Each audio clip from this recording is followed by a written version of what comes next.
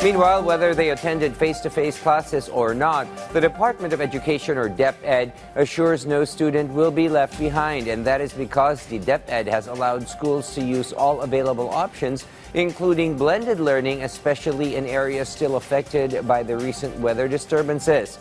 Denise Osorio has the full report live. Good evening, Denise.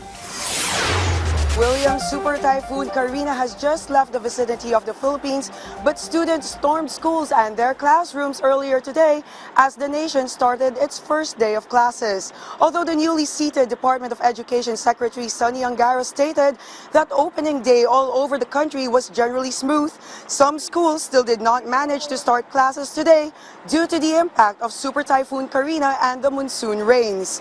Angara assured no student will be left behind with the implementation of the blended learning system for students who cannot make it to school this week.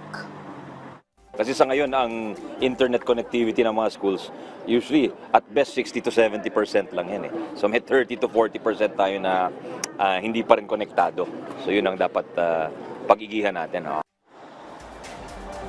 According to the Department of Education, or DepEd, over 800 schools have postponed the start of classes due to the impact of the typhoon, affecting hundreds of students. But Angara insists this is only a part of the total number of schools in the entire Philippines.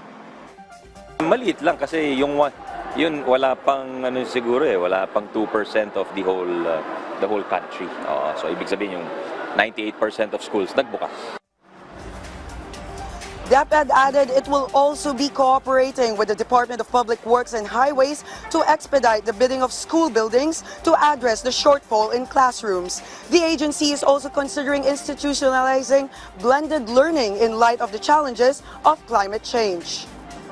Yun yung magandang option para hindi yung learning loss na tinatawag o yung pagkawala ng mga bata sa kanilang sa kanilang edukasyon ay hindi maging grabe. Pag may ganong disaster, sakuna, meron tayong magandang sistema sa blended learning. At ipaprioritize natin yung mga schools na may shortages talaga.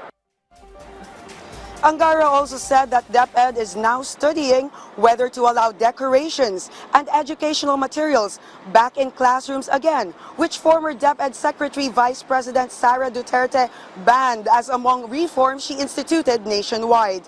William, it should be noted that teachers also started receiving their chalk allowance earlier today, which is about 5,000 pesos each. Meanwhile, some student journalists called on Secretary Angara, the new education secretary, in hopes of experiencing improvements before they graduate. Yes, thank you very much, Denise Osorio, reporting live from Quezon City.